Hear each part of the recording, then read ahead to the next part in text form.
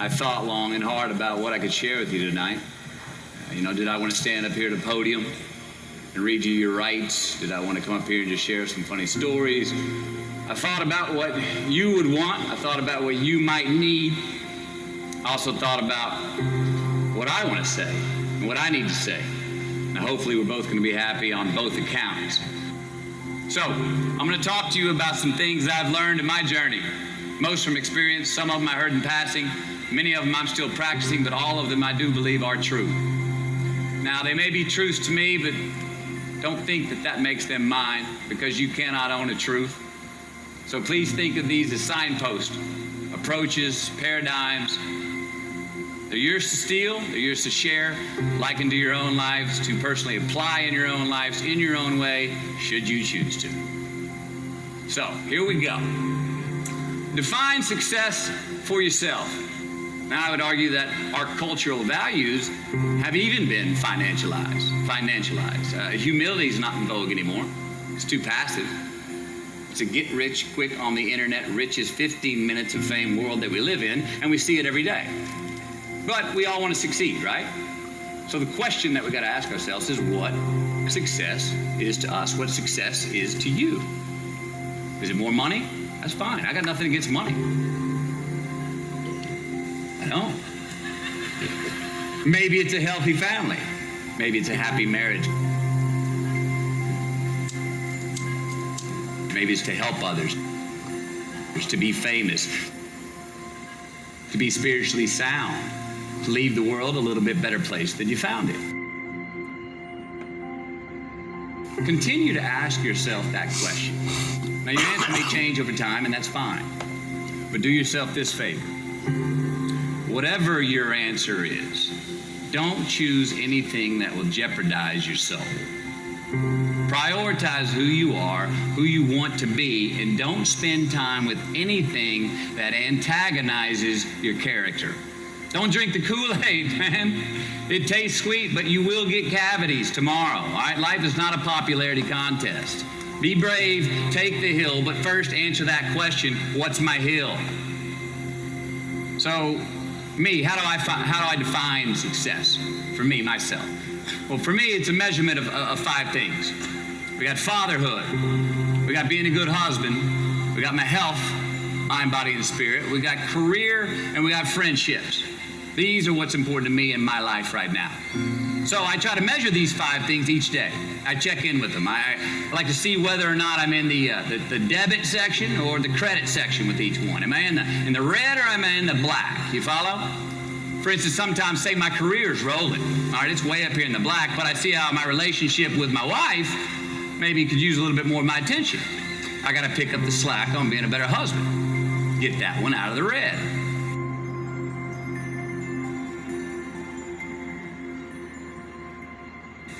Or say my spiritual health could use some maintenance. It's down here, but hey, man, my friendships and my social life, they're in high gear, right? I got to recalibrate, checks and balances. I got to go to church.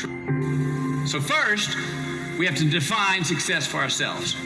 And then we have to put in the work to maintain it. Take that daily tally. Tend our garden. Keep the things that are important to us in good shape. Our body has many parts. It has limbs, organs, cells. But no matter how many parts we can name, we are still one body. It's exactly the same with Christ. By means of his one spirit, we all said goodbye to our partial and piecemeal lives. We each used to independently call our own shots, but then we entered into a large and integrated life in which he has the final say in everything. This is what we proclaimed in word and action when we were baptized. Each of us is now a part of his resurrection body, refreshed and sustained at one fountain, his spirit, where we all come to drink. The old labels that we once used to identify ourselves, labels like Jew or Greek, slave or free, are no longer useful. We need something larger and more comprehensive. Let's take a moment to think about how this makes all of us more significant and not less. A body isn't just a single part blown up into something huge. It's all the different but similar parts arranged and functioning together. Think about it. A foot said, I am not elegant like hand, embellished with rings, I guess I don't belong to this body, would that make it so? Of course not.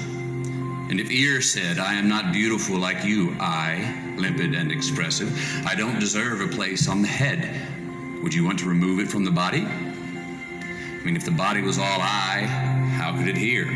If the body was all ear, how could it smell?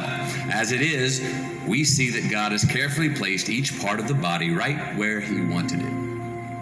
Now let's also think about how this keeps our significance from getting blown up into self-importance. For no matter how significant we are, it is only because of what we are a part of.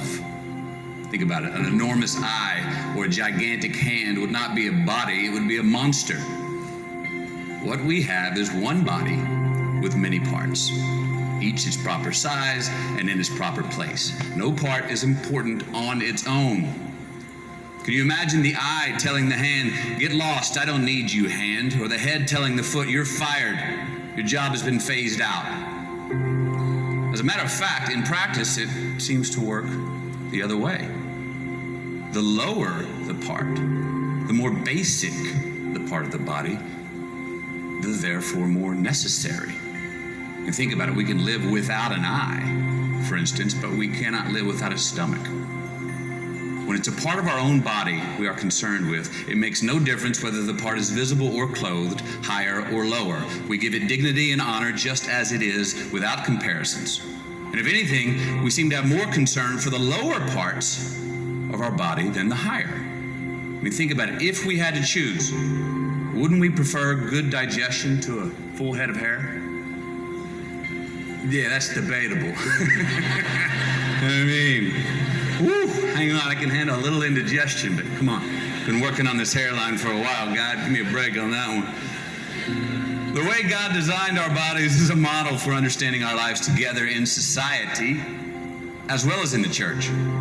Every part dependent on every other part. The parts we mention and the parts we do not mention. The parts we see and the parts we don't see. If one part hurts, every other part is involved in the hurt and in the healing. If one part flourishes, every other part enters into that exuberance. We are Christ's body. That's who we are. We must never forget this. Only as we accept our part of that body does our part mean anything.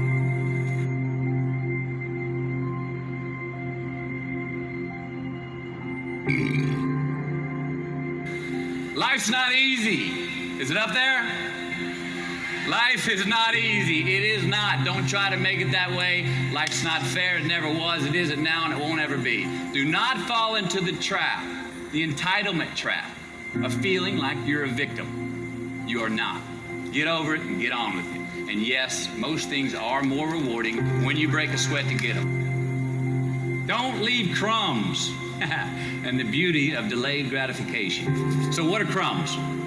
Well, the crumbs I'm talking about are the choices that we make that make us have to look over our shoulder in the future. You didn't pay that guy back the money that you owed him, and tonight you just saw him 3 rows behind you.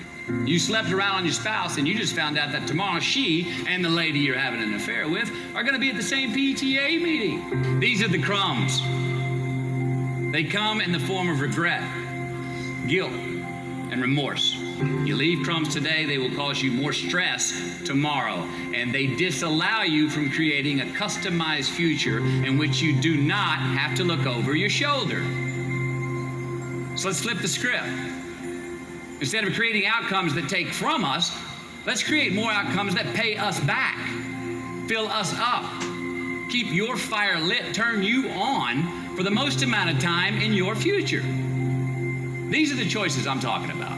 And this is the beauty of delayed gratification. All right, tee yourself up. Do yourself a favor. Make the choices, the purchases today that pay you back tomorrow. Residuals. In my business, we call it mailbox money. If I do my job well today, and that movie keeps rerunning on TV, 5 years from now, I'm getting checks in the mailbox. It's a heck of a deal. So whether it's prepping the coffee maker the night before, so all you got to do is press the button in the morning, or getting ready for the job interview early so you don't have to cram the night before, or choosing not to hook up with that married woman because you know you're going to feel horrible about it tomorrow and her husband carries a gun, or paying your debts on time so that when you do see that guy 3 rows back tonight, you don't have to hunker down in your seat hoping that he don't see you. Get some ROI. You know what that is? Return on investment. Your investment. You. Customize your future. Don't leave crumbs.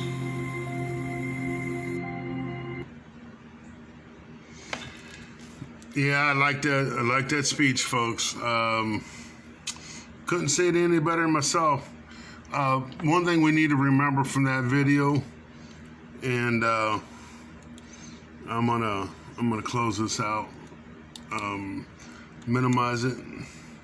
But what we need to remember from that speech is we are all one body. This world is all one body. We are all one creation. We are created equally. God put pigment in our skin so we don't become arrogant. So we do realize that we are all the same, but we are somewhat different in individuals. And that's the beauty of the scheme. That's what America is based on. America is based on freedom of religion, freedom of persecution from speech. We are allowed to carry a gun, not just to kill people, but to protect ourselves, to protect our country, and protect our country from itself. That's a pretty hard message right now going on in America.